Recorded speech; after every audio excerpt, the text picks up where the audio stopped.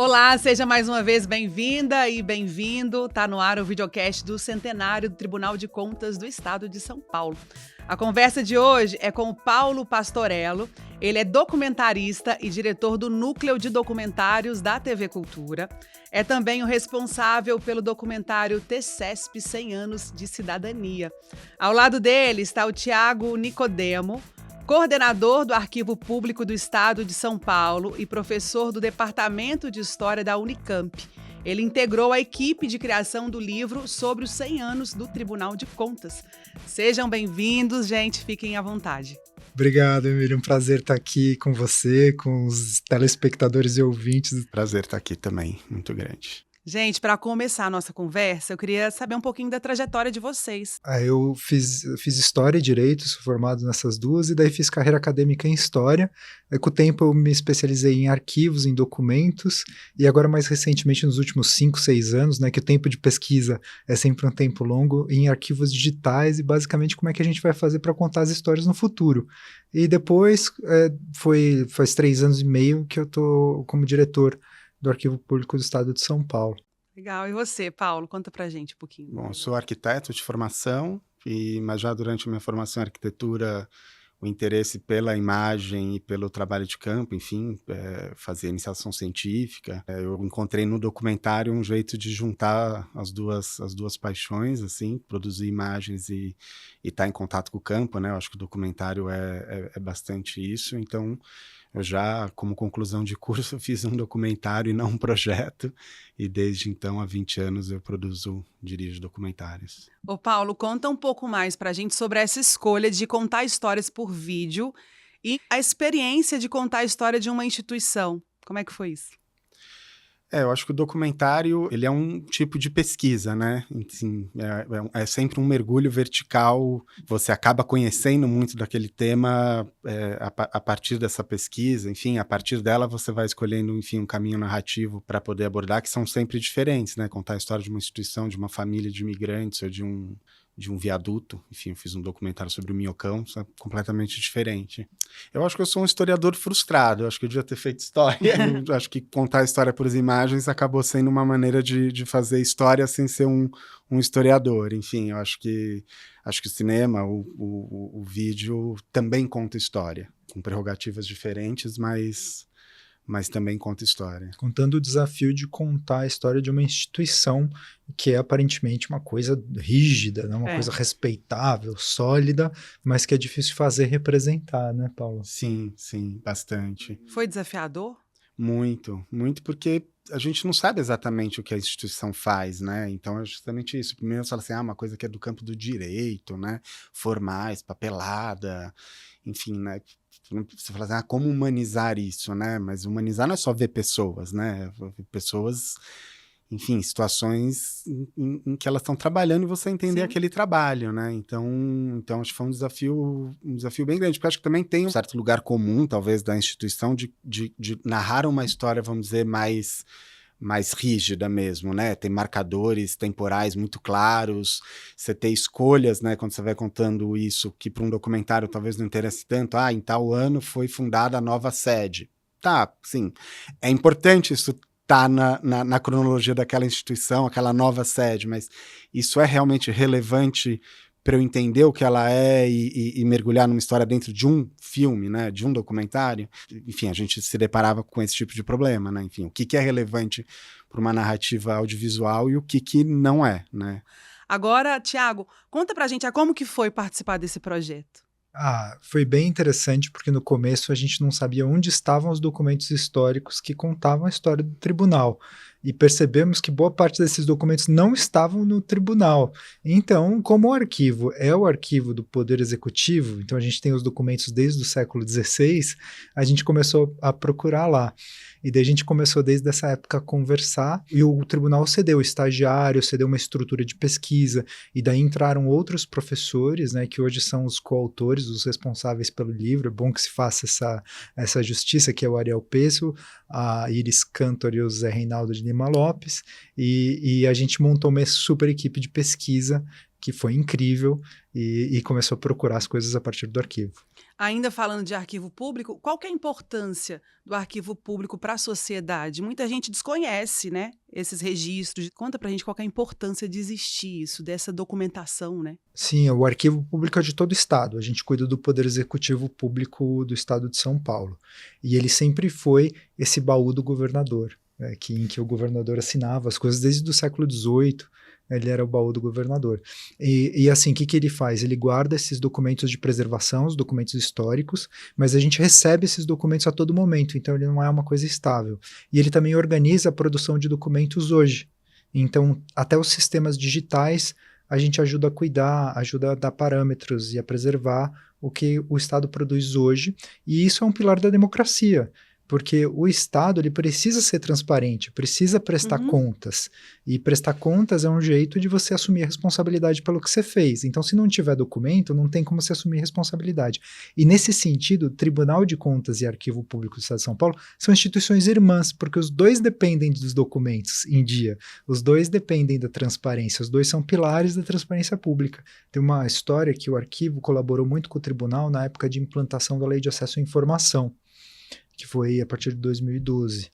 Daí o tribunal teve um papel fundamental para cobrar dos municípios que implantasse a lei de acesso à informação. E daí a gente ajudou a dar o parâmetro, a dar o treinamento, e foi super interessante. E nesse processo de desenvolvimento, tanto para o livro quanto para o documentário, como que foi esse processo de pesquisa, né, de coletar essas informações? Se faltou algumas informações que você teve que ir atrás depois de uma outra forma, como é que foi esse processo? Paula, conta pra gente. Para o documentário a gente iniciou primeiro com o campo, né? Então, mais do que partir para a documentação, que a gente contava com esse suporte do livro, né? Desse projeto todo, do arquivo, do que eles fossem levantando de documentação, vamos dizer, dessa coisa mais documental da instituição mesmo, a gente primeiro quis entender, bom, então o que essa instituição faz, né? Para eu poder dialogar com o público e entender, viver essa experiência do funcionamento da instituição. Então a gente começou com uma série de conversas dentro do próprio tribunal, com o conselheiro Renato, com o Dr. Sérgio Rossi, enfim,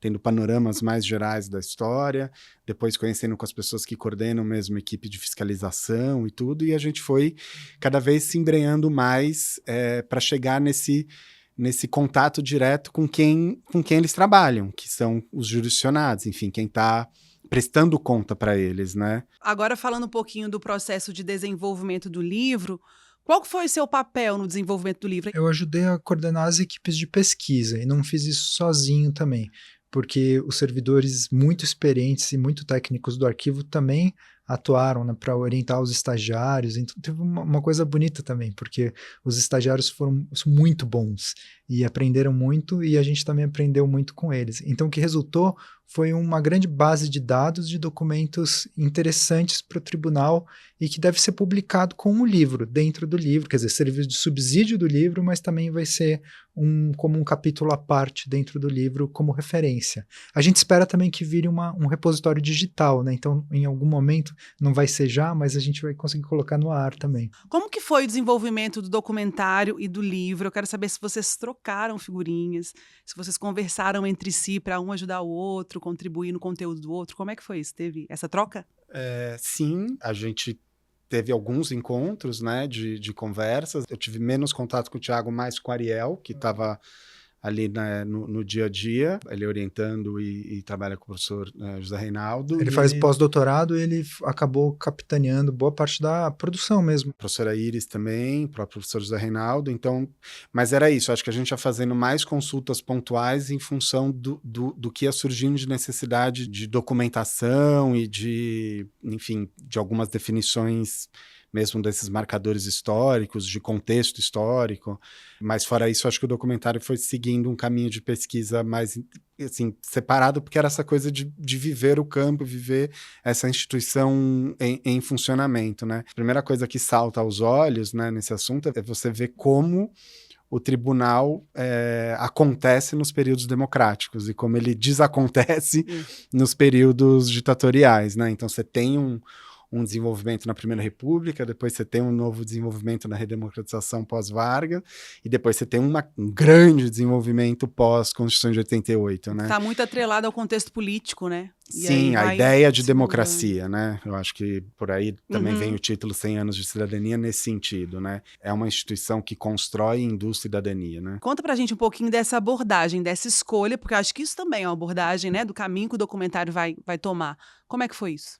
Acho que é um pouco aquilo que eu te falei, que são assim, as coisas vão acontecendo, né? Você tem algumas premissas e você vai testando. Então, assim, por exemplo, a coisa da fiscalização, ela sempre se colocou um pouco do começo, né? Porque é uma instituição que fiscaliza. Então, como é que essa fiscalização acontece? Mas ontem a gente fala, pô, a gente pode expor uma fiscalização que ainda vai ter todo um ritual de processo para dizer se aquilo é uma regularidade ou não.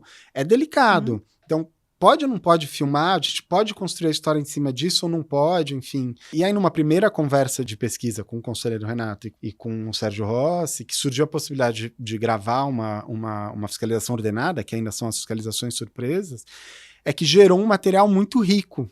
E a gente falou, bom, acho que dá certo a gente ir por esse caminho. E aí foi todo um trabalho de pesquisa muito colaborativo com a equipe do tribunal, que era de como você vai abordar as prefeituras, porque é um pouco isso, a gente não está vindo aqui apontar o dedo ou querer documentar alguma coisa que necessariamente está errada. Então, como é que você faz esse contato com o jurisdicionado para falar, olha, a gente está contando a história de uma instituição que é tua também, porque é nossa, da democracia... de todo mundo, né? Então, assim, a gente não está aqui mostrando o que está sendo feito de errado, assim, né? Então, porque, enfim, a gente tem muito essa cultura no jornalismo um pouco só da denúncia, né? A gente não está aqui fazendo denúncia, a gente está aqui entendendo o funcionamento de um princípio da democracia, né? Então, a gente foi muito bem recebido, né? Então, acho que isso abriu muitas portas e foi um processo muito tranquilo, assim, com todas as prefeituras que a gente foi. E como é que vocês se sentem fazendo parte da contação dessa história, dessa instituição que é centenária, está celebrando agora em maio, esse centenário? Qual que é o sentimento, Thiago? O sentimento é de pensar a enorme quantidade de coisas que tem para ser feitas, né? Paulo está citando os municípios, o arquivo está ajudando a Secretaria de Gestão e Governo Digital a instalar sistema eletrônico de informação nos municípios. Então, fazer com que esses municípios que não têm capacidade sozinhos, eles possam produzir informações já digitais e daí circular essas informações, integrar essas informações para fiscalização e transparência. Então, é um efeito em cadeia gigantesco e depende muito do tribunal.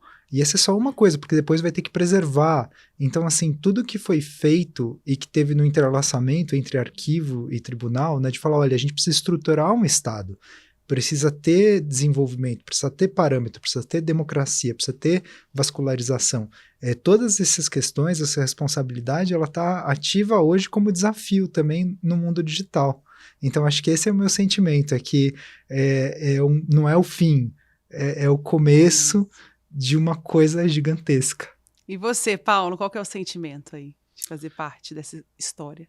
Eu fiquei muito feliz por conhecer uma instituição que eu não conhecia e ver o quão importante ela é, né?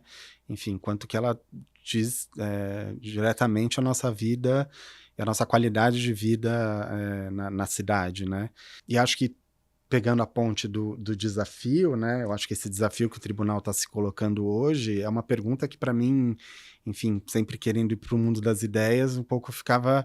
É uma pergunta que me instiga isso, né? Assim, a gente está olhando para a qualidade, mas se eu estou olhando para a qualidade, eu estou entrando no mérito do gasto. Não é só a legalidade, embora se fale da legalidade, que os parâmetros legais vão te conduzindo a uma qualidade, você também vai para um outro ponto que peraí, a gente agora está também olhando uma questão de mérito, e eu acho que é fundamental esse passo, assim. Então, eu acho que é toda uma história que ainda vai se construir de um novo olhar para isso, né? Para o que é uma prestação de conta e essa relação, né, de distribuição. No fim, nem é isso, a gente está falando de distribuição de renda. A gente capta, a gente distribui, a gente executa. E como é que esse diálogo acontece? Assim, porque a pergunta é, o que é um uso responsável do dinheiro público no futuro, né? Hoje a gente fala, você vai usar os dados do Estado para produzir políticas públicas melhores, né? Hoje a gente não consegue cobrar tão claramente, mas no futuro vai ser quase obrigatório, né? Um gestor olhar para esses dados e só criar uma creche onde tem incidência de nascimento que dê conta dessa creche, e assim sucessivamente. Essa ideia é aplicada para qualquer outra coisa. É uma construção para melhorar a prestação de contas no futuro, né, gente? Que já começou. E a nossa qualidade de vida. E a nossa qualidade de vida. Parabéns pelo trabalho dos dois. Eu queria agradecer a participação de vocês. E se vocês quiserem dar um recadinho curto, final, para a gente poder encerrar. Acho que obrigado a você pela condução brilhante e um prazer estar do lado do Paulo, né?